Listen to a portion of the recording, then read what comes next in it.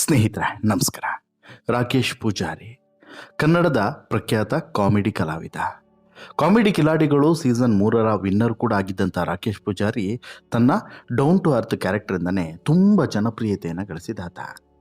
ತನ್ನ ಅತ್ಯುನ್ನತ ಸಾಧನೆಯ ಬೆನ್ನಿನಲ್ಲೂ ಕೂಡ ಎಲ್ಲೂ ಕೂಡ ತಾನೊಬ್ಬ ದೊಡ್ಡ ಸಾಧಕ ಅನ್ನೋದನ್ನು ಆತ ತಲೆಗೆ ಏರಿಸಿಕೊಳ್ಳದೆ ಕಲೆಯನ್ನೇ ಜೀವಂತವಾಗಿರಿಸಿಕೊಂಡು ಸಿಕ್ಕಂತಹ ಪಾತ್ರಗಳಿಗೆ ಗೌರವವನ್ನು ಸಲ್ಲಿಸ್ತಾ ಅದಕ್ಕೆ ನ್ಯಾಯವನ್ನು ಒದಗಿಸ್ತಾ ನಟಿಸ್ತಾ ಬಂದಂತಹ ಕಲಾವಿದ ರಾಕೇಶ್ ಪೂಜಾರಿ ಕೇವಲ 33 ವರ್ಷಕ್ಕೆ ನಮ್ಮನ್ನು ಅಗಲಿ ಹೋಗ್ತಾರೆ ಅಂತ ಹೇಳಿದ್ರೆ ಅದನ್ನು ಯಾರೂ ಕೂಡ ಸಹಿಸಿಕೊಳ್ಳೋದಕ್ಕೆ ಸಾಧ್ಯವಿಲ್ಲ.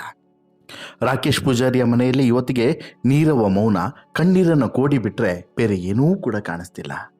ಆ ತಾಯಿಯ ಕಣ್ಣೀರು, ಆ ತಂಗಿಯ ಆಕ್ರಂದನ, ಅವರನ್ನು ಸಮಾಧಾನ ಮಾಡೋರು ಯಾರು ಅನ್ನೋದು ಒಂದು ಪ್ರಶ್ನೆ. ಆದರೆ ಒಂದಲ್ಲ ಎರಡಲ್ಲ 1000 ಕನಸುಗಳನ್ನು ಹೊತ್ತಂತಹ ಒಬ್ಬ ಕಲಾವಿದ ಈ ರೀತಿ ಕಣ್ಮುಚ್ಚಿದ್ದನ್ನಲ್ಲ ಅನ್ನುವಂತಹ ಆಪ್ತ ಗೆಳೆಯರ ನೋವು ಇದ್ಯಾವುದನ್ನು ಕೂಡ ನಾವು ವರ್ಣಿಸೋಕ್ಕೂ ಕೂಡ ಸಾಧ್ಯವಿಲ್ಲ. ಅಂತಹ ಕಣ್ಣೀರಿನ ಕೋಡಿಯಲ್ಲಿರುವಂತಹ ಇಡೀ ಕುಟುಂಬ ಮತ್ತು ಆಪ್ತ ಮಿತ್ರರ ನಡುವೆ ಒಂದಷ್ಟು ವಿಚಾರಗಳು ಈಗ ಹೊರಗಡೆ ಬರ್ತಿದ್ದಾವೆ. ಇದೇ ರಾಕೇಶ್ ಪೂಜಾರಿಗೆ ಸಂಬಂಧಪಟ್ಟಂತಹ ಅಚ್ಚರಿಯ ಸಂಗತಿಗಳು ಕೂಡ, ಜೊತೆಗೆ ಒಂದಷ್ಟು ಆಘಾತಕಾರಿ ವಿಚಾರಗಳು ಕೂಡ ಹೊರಗಡೆ ಬರ್ತಿದ್ದಾವೆ. ರಾಕೇಶ್ ಪೂಜಾರಿಗೆ ಈ ರೀತಿ ದುರ್ಘಟನೆ ನಡೆಯೋದಕ್ಕಿಂತ 1 ತಿಂಗಳ ಮುಂಚೆ ಒಂದು ಚಿಕ್ಕದೊಂದು ಆಕ್ಸಿಡೆಂಟ್ ಕೂಡ ಆಗಿತ್ತಂತೆ. ಆ ಆಕ್ಸಿಡೆಂಟ್ನಲ್ಲಿ ರಾಕೇಶ್ ಪೂಜಾರಿ ಬಚಾವಾಗಿದ್ದೆ ರೋಚಕ. ಅಲ್ಲಿಂದ ಈಗ ಮತ್ತೊಂದು ದುರ್ಘಟನೆ ನಡೆಯೋದ್ರ ಮೂಲಕ ಈ ಬಾರಿ ಮಾತ್ರ ರಾಕೇಶ್ ಪೂಜಾರಿಯನ್ನು ಉಳಿಸಿಕೊಳ್ಳೋದಕ್ಕೆ ನಮ್ಮಿಂದ ಯಾರಿಂದನೂ ಕೂಡ ಆಗಲಿಲ್ಲ. ವಿಧಿಯ ಆಟ, ವಿಧಿಯ ಬರಹ ಯಾವುದನ್ನು ಕೂಡ ಲೆಕ್ಕಿಸೋಕೆ ಬಿಡೋದಿಲ್ಲ ಅನ್ನೋದಕ್ಕೆ ಸಾಕ್ಷಿ ಇದೆ ಅಂತಲೇ ಅನಿಸುತ್ತೆ. ನಾವೊಂದು ಬಗೆದ್ರೆ ದೈವ ಇನ್ನೊಂದು ಬಗೆಯುತ್ತೆ ಅನ್ನೋದು ಕೂಡ ಇದೇ ಕಾರಣಕ್ಕೆ ಅಂತೇಳಿ ಅನಿಸುತ್ತೆ. ಈಗ ನೋಡಿ, ರಾಕೇಶ್ ಪೂಜಾರಿ ಈ ರೀತಿ ಕಣ್ಮುಚ್ತಾರೆ ಅಂತ ಹೇಳಿದ್ರೆ ಯಾರಾದರೂ ನಂಬ್ತೀರಾ? ಅಷ್ಟಕ್ಕೂ ರಾಕೇಶ್ ಪೂಜಾರಿಗೆ ಇಂಥದ್ದೊಂದು ಘಟನೆ ಅಥವಾ ಇಂಥದ್ದೊಂದು ದುರಂತ ಅಂತ್ಯ ನಾನು ಕಾಣಬಹುದು ಅಂತ ಹೇಳ್ಬಿಟ್ಟು ಮುಂಚೆನೇ ಗೊತ್ತಿತ್ತಾ ಅನ್ನುವಂಥ ಪ್ರಶ್ನೆಯು ಕೂಡ ಈಗ ಮೂಡ್ತಿದೆ.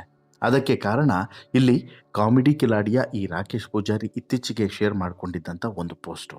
ಹೌದು, ಸಾಕಷ್ಟು ಈ ಸೀರಿಯಲ್ಗಳಲ್ಲಿ ಮತ್ತು ರಂಗ ವೇದಿಕೆಗಳಲ್ಲಿ ಹಾಗೆಯೇ ವಿಶೇಷವಾಗಿ ಕಾಮಿಡಿ ಸ್ಕಿಟ್ಗಳಲ್ಲಿ ನಟಿಸ್ತಾ, ಜೊತೆಗೆ ಸಿನಿಮಾಗಳಲ್ಲೂ ಕೂಡ ಒಳ್ಳೊಳ್ಳೆ ಪಾತ್ರಗಳನ್ನು ನಿರ್ವಹಿಸ್ತಾ, ಧಾರಾವಾಹಿಗಳಲ್ಲೂ ಕೂಡ ನಟಿಸ್ತಾ, ಹಾಗೆಯೇ ಈ ರಿಯಾಲಿಟಿ ಶೋಗಳಲ್ಲೂ ಕೂಡ ಅಲ್ಲಿ ಇಲ್ಲಿ ನಟಿಸ್ತಾ ತನ್ನದೇ ಆದಂಥ ಛಾಪನ್ನು ಮೂಡಿಸಿದಂಥ ರಾಕೇಶ್ ಸಾವಿಗೆ ಇವತ್ತು ಸಾಕಷ್ಟು ಜನ ಕಣ್ಣೀರನ್ನು ಇಡ್ತಿದ್ದಾರೆ. ಸಾಕಷ್ಟು ಜನ ಆತನ ಜೊತೆಗೆ ಕಳೆದಂತಹ ಒಂದೊಳ್ಳೆ ಸಮಯವನ್ನು ನೆನಪಿಸಿಕೊಳ್ತಿದ್ದಾರೆ. ಮುಗ್ಧ ಮನಸ್ಸಿನ ಹುಡುಗ, ತುಂಬ ಒಳ್ಳೆಯ ಹುಡುಗ, ಮಗುವಿನ ಥರ ನಿಷ್ಕಲ್ಮಶ ಮನಸ್ಸು ಅವನದು ಅಂತ ಹೇಳ್ಬಿಟ್ಟು ಕಾಮಿಡಿ ಕಿಲಾಡಿಯ ಈ ಥರ ಸ್ಪರ್ಧಿಗಳಾಗಿರ್ಬೋದು, ಜಡ್ಜಸ್ಗಳಾಗಿರ್ಬೋದು, ಎಲ್ಲರೂ ಕೂಡ ತುಂಬ ಇಷ್ಟಪಡ್ತಿದ್ದಂಥ ಒಬ್ಬ ಸ್ಪರ್ಧಿ ಅಂತ ಹೇಳಿದ್ರೆ ಅದು ಈ ರಾಕೇಶ್ ಪೂಜಾರಿ ಅಂತಲೇ ಹೇಳ್ಬೋದು. ರಾಕೇಶ್ ಪೂಜಾರಿ ನಿನ್ನೆ ಮೆಹಂದಿ ಕಾರ್ಯಕ್ರಮದಲ್ಲಿ ಭಾಗಿಯಾಗಿ ಅಲ್ಲಿ ಕುಣಿತಿದ್ದಂಥ ಸಂದರ್ಭದಲ್ಲಿ ಸಡನ್ನಾಗಿ ಆತ ಅಲ್ಲೇ ಕುಸಿದು ಬೀಳ್ತಾನೆ. ಆಗ ಕುಸಿದು ಬಿದ್ದಂಥ ನಂತರ ಆತನನ್ನು ಅಲ್ಲಿಂದ ಆಸ್ಪತ್ರೆಗೆ ಸೇರಿಸ್ತಾರೆ. ಸೋಷಿಯಲ್ ಮೀಡಿಯಾದಲ್ಲಿ ಆ ವಿಡಿಯೋ ಸಿಕ್ಕಾಪಟ್ಟೆ ವೈರಲ್ ಆಗ್ತಿದೆ. ನಿನ್ನೆ ರಾತ್ರಿಯವರೆಗೂ ಕೂಡ ಜನರ ಜೊತೆಗೆ ಆರಾಮಾಗಿದ್ದಂಥ ರಾಕೇಶ್ಗೆ ಸಡನ್ನಾಗಿ ಸುಸ್ತು ಆಗೋದಕ್ಕೆ ಶುರುವಾಗಿದೆ. ಹೀಗಾಗಿ ಅವರನ್ನು ಆಸ್ಪತ್ರೆಗೆ ಕರ್ಕೊಂಡು ಕೂಡ ಹೋಗ್ತಾರೆ. ಕುಸಿದ ತಕ್ಷಣವೇ ಆಸ್ಪತ್ರೆಗೆ ಕರ್ಕೊಂಡು ಹೋಗ್ತಾರೆ. ಆದರೆ ಆಸ್ಪತ್ರೆಗೆ ಕರ್ಕೊಂಡು ಹೋದರೂ ಕೂಡ ವಿಧಿಯಿಂದ ಆತನನ್ನು ವಾಪಸ್ ಕರ್ಕೊಂಡು ಬರ್ಲಿಕ್ಕೆ ಆಗಲೇ ಇಲ್ಲ. ವಿಧಿ ಆಗಲೇ ಆತನ ಕೊನೆಯ ದಿನ ಇವತ್ತು ಅಂತೇಳ್ಬಿಟ್ಟು ಫಿಕ್ಸ್ ಮಾಡಿತ್ತು ಅಂತೇಳಿ ಅನಿಸುತ್ತೆ. ಇನ್ಸ್ಟಾಗ್ರಾಮ್ನಲ್ಲಿ ಸಿಕ್ಕಾಪಟ್ಟೆ ಆ್ಯಕ್ಟಿವ್ ಆಗಿದ್ದಂಥ ರಾಕೇಶ್ ಪೂಜಾರಿ ಧಾರಾವಾಹಿ, ಸಿನಿಮಾ ಸೇರಿದಂತೆ ಸಾಕಷ್ಟು ಅಪ್ಡೇಟ್ಸ್ಗಳನ್ನು ತನ್ನ ಸೋಷಿಯಲ್ ಮೀಡಿಯಾದಲ್ಲಿ ಹಂಚಿಕೊಳ್ತಾ ಇದ್ದ. ಅಷ್ಟು ಮಾತ್ರವಲ್ಲದೆ ತನ್ನ ಎಲ್ಲ ವಿಚಾರಗಳನ್ನು ಕೂಡ ಆಗಾಗ ಬರೆದುಕೊಳ್ತಾ ಇದ್ದ.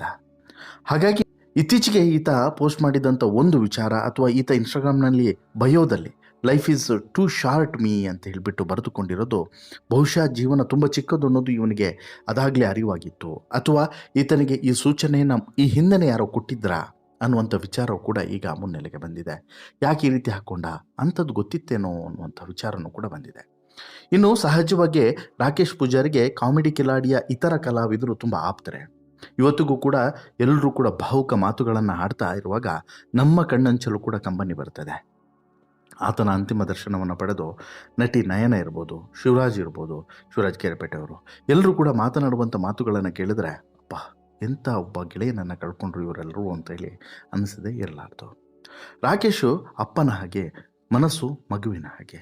ನಾವೆಲ್ಲ ನಟ ನಟಿಯರು ರಾಕೇಶ್ ಕುಟುಂಬದ ಜೊತೆಗೆ ಇದ್ದೇವೆ ಅಂತಲೂ ಕೂಡ ನಯನ ಕಣ್ಣೀರನ್ನು ಹಾಕಿದ್ರು. ಜೊತೆಗೆ ರಾಕೇಶ್ ಪೂಜಾರಿ ಒಬ್ಬ ಅಜಾತ ಶತ್ರು. ನನಗೆ ದೇವರ ಮೇಲೆ ಇದ್ದಂಥ ಸ್ವಲ್ಪ ನಂಬಿಕೆಯು ಕೂಡ ಈಗ ಹೊರಟು ಹೋಯಿತು. ಹೆಸರು ದುಡ್ಡು ಅಂತೇಳಿ ಸಾಯ್ಬೇಡಿ ಅಂತ ಹೇಳ್ಬಿಟ್ಟು ಯಾವತ್ತೂ ಹೇಳ್ತಿದ್ದ. ಜೀವನದಲ್ಲಿ ಹೇಗಿದ್ದ ಹಾಗೆಯೇ ಸ್ಟೇಜ್ ಮೇಲೆ ಬರ್ತಿದ್ದ. ಅವನ ಜೊತೆಗೆ ಬಹಳ ದಿನಗಳು ಇರೋದಕ್ಕೆ ನಾವು ಪುಣ್ಯ ಮಾಡಿರಬೇಕು, ಬಟ್ ನಾವು ಪುಣ್ಯ ಮಾಡಿಲ್ಲ ಅಂತಲೂ ಕೂಡ ಹೇಳ್ತಾನೆ. ತಂಗಿಯ ಮದುವೆ ಮಾಡಬೇಕು ಅನ್ನೋದೇ ಆತನ ದೊಡ್ಡ ಕನಸಾಗಿತ್ತು. ಅವನ ಜೀವನದ ಒಂದೇ ಒಂದು ಆಸೆ ಅಂದರೆ ತಂಗಿಯ ಮದುವೆಯನ್ನು ತುಂಬ ಗ್ರ್ಯಾಂಡಾಗಿ ಮಾಡಬೇಕು ಅಂಥೇಳಿ. ಆದರೆ ಇವತ್ತು ಆ ತಂಗಿಯ ಮದುವೆಯನ್ನು ಮಾಡೋದಕ್ಕೆ ಈ ಅಣ್ಣನೇ ಇಲ್ಲ. ಇನ್ನು ಶಿವರಾಜ್ ಕೇರ್ಪೇಟೆ ನಮ್ಮ ಕುಟುಂಬದ ಒಂದು ಕೂಸನ್ನು ಕಳ್ಕೊಂಡಿದ್ದೀವಿ ಅಂತಲೂ ಕೂಡ ಹೇಳಿದ್ದಾರೆ. ರಾಕೇಶ್ ಅಂದರೆ ನಗು ನಗು ನಗು ನಗು ಬಿಟ್ಟರೆ ಬೇರೆ ಏನೂ ಇಲ್ಲ. ಎಷ್ಟೇ ಸೀಸನ್ಗಳಾದರೂ ಕೂಡ ನಾವೆಲ್ಲರೂ ಕೂಡ ಕುಟುಂಬದಂತೆ ಕೆಲಸವನ್ನು ಮಾಡಿದ್ದೇವೆ. ರಾಕೇಶ್ ಪೂಜಾರಿ ತಂದೆಯನ್ನು ಕಳ್ಕೊಂಡು ಇತ್ತೀಚೆಗೆ 1 ತಿಂಗಳಷ್ಟೇ ತಂದೆಯನ್ನು ಕಳ್ಕೊಂಡಿದ್ದು. ಅವತ್ತಿನಿಂದ ಮನೆಯ ಆಧಾರ ಸ್ತಂಭ ಈತನೇ ಆಗಿದ್ದ. ಈಗ ಮನೆಯ ಆಧಾರ ಸ್ತಂಭವೇ ಇಲ್ಲವಾಗಿದೆ. ಇನ್ನು ಹೇಗೆ ಅನ್ನುವಂತಹ ಚಿಂತೆ ಅವ್ರಿಗೆ ಬೇಡ, ನಾವೆಲ್ಲರೂ ಕೂಡ ಇದ್ದೇವೆ ಅನ್ನುವಂಥ ಭರವಸೆಯನ್ನು ಕೊಟ್ಟಿದ್ದಾರೆ. ಖುಷಿಯ ವಿಚಾರ. ಇನ್ನು ಈತ ಎಷ್ಟು ಡೌನ್ ಟು ಅರ್ಥ ಆಗಿದ್ದ ಅಂತ ಹೇಳಿದ್ರೆ, ಎಲ್ಲೂ ಕೂಡ ತಾನೊಬ್ಬ ದೊಡ್ಡ ನಟ ಅನ್ನುವಂತಹ ಹೊಮ್ಮು ಬಿಮ್ಮು ಯಾವುದೂ ಕೂಡ ಈತನಿಗಿರಲಿಲ್ಲ. ಈತ ತುಂಬ ಸಿಂಪಲಾಗಿ ಬದುಕಿದವನು, ತುಂಬ ಸಿಂಪಲಾಗಿ ಇಲ್ಲಿವರೆಗೂ ಕೂಡ ಜೀವನವನ್ನು ಸಾಗಿಸಿದವನು. ಇನ್ನೂ ಒಂದು ಕಾಕತಾಳೀಯ ಅಥವಾ ವಿಚಿತ್ರ ಘಟನೆ ಏನು ಅಂತ ಹೇಳಿದ್ರೆ, ಈತ ಇತ್ತೀಚೆಗೆ ಕಾಂತಾರ 1 ಅಥವಾ ಕಾಂತಾರ ಪ್ರೀಕ್ವೆಲ್ನಲ್ಲೂ ಕೂಡ ನಟಿಸಿದ್ದ. ಈ ಸಿನಿಮಾ ನನ್ನ ಜೀವನದಲ್ಲಿ ಸಿಕ್ಕಂತಹ ಒಂದು ಸುವರ್ಣ ಅವಕಾಶ ಅಂತಲೇ ಈತ ಭಾವಿಸಿದ್ದ. ಹಾಡಿ ಹೊಗಳಿದ್ದ. ಈ ಸಿನಿಮಾದ ಅವಕಾಶ ದೇವರು ನನಗೆ ಮಾಡಿಕೊಟ್ಟಿದ್ದಕ್ಕೆ ನಾನು ದೇವರಿಗೆ ಧನ್ಯವಾದವನ್ನು ಸಮರ್ಪಿಸ್ತೀನಿ ಅಂತಲೂ ಕೂಡ ಹೇಳ್ಕೊಂಡಿದ್ದ. ಆದರೆ ಇವತ್ತಿಗೆ ಇದೇ ಸಿನಿಮಾ ಈತನಿಗೆ ಮುಳುವಾಯ್ತಾ ಅನ್ನುವಂಥ ಚರ್ಚೆ ಕೂಡ ನಡೀತಿದೆ. ಕಾರಣ ಏನು ಅಂತ ಹೇಳಿದರೆ, ಡಿವೈನ್ ಸ್ಟಾರ್ ನಿರ್ದೇಶಕ ರಿಷಬ್ ಶೆಟ್ಟಿಯವರು ಕಾಂತಾರ ಸಿನಿಮಾದ ಬಗ್ಗೆ ಸಾಕಷ್ಟು ಕನಸುಗಳನ್ನು ಇಟ್ಕೊಂಡು ಕಾಂತಾರ ಪ್ರೀಕ್ವೆಲ್ ಮತ್ತು ಸೀಕ್ವೆಲ್ ಎರಡನ್ನೂ ಕೂಡ ಮಾಡ್ತಾಯಿದ್ರು. ಈಗ ಕಾಂತಾರ ಚಾಪ್ಟರ್ 1 ನಡೀತಿದೆ. ಕಾಂತಾರ ಚಾಪ್ಟರ್ 1 ಶುರುವಾದಂತಹ ದಿನದಿಂದನೂ ಕೂಡ ಚಿತ್ರತಂಡಕ್ಕೆ ಒಂದಿಲ್ಲೊಂದು ವಿಘ್ನಗಳು ಎದುರಾಗ್ತಾನೆ ಇದ್ದಾವೆ. ಇದೇ ಸಿನಿಮಾದ ಶೂಟಿಂಗ್ ಮುಗಿಸಿ ಬಂದಿದ್ದಂಥ ಹಾಸ್ಯ ನಟ ಮತ್ತು ಕಾಮಿಡಿ ಕಿಲಾಡಿ ಈ ರಾಕೇಶ್ ಪೂಜಾರಿ ಈಗ ಈ ರೀತಿ ಅಸುನಿಯಾಗಿರುವಂಥದ್ದು ಸಾಕಷ್ಟು ಅನುಮಾನಗಳಿಗೆ ಮತ್ತು ಪ್ರಶ್ನೆಗೂ ಕೂಡ ಕಾರಣವಾಗಿದೆ. ಯಾಕಂತ ಹೇಳಿದ್ರೆ, ವಾರಾಹಿ ಪಂಜುರುಳಿ ದೈವ ಇತ್ತೀಚೆಗೆ ರಿಷಬ್ ಶೆಟ್ಟಿಗೆ ಒಂದು ಮಾತನ್ನು ಹೇಳಿತ್ತು. ತುಂಬ ಅಪಾಯಗಳಿದ್ದಾವೆ, ಎಚ್ಚರಿಕೆಯಿಂದ ಇರಬೇಕು ಅನ್ನುವಂತಹ ಒಂದು ವಿಚಾರವನ್ನು ಹೇಳಿತ್ತು. ಮೊನ್ನೆ ಅಷ್ಟೇ ಕೇರಳ ಮೂಲದ ಒಬ್ಬ ಕಲಾವಿದ ಇದೇ ಕಾಂತಾರ ಸಿನಿಮಾದ ಸೆಟ್ನಲ್ಲಿ ಕೆಲಸ ಮಾಡ್ತಿದ್ದಂತಹ ಒಬ್ಬ ಕಲಾ ತಂಡದವನು ಕೂಡ ಆಗಿದ್ದ. ಆತ ಅಸುನಿಯಾಗಿದ್ದ. ಆತ ಈಜಾಡೋಕ್ಕೆ ಹೋಗಿ ಅಲ್ಲಿ ಜೀವವನ್ನು ಬಿಟ್ಟಿದ್ದ. ಈಗ ಈ ರಾಕೇಶ್ ಪೂಜಾರಿಯ ಸರದಿ.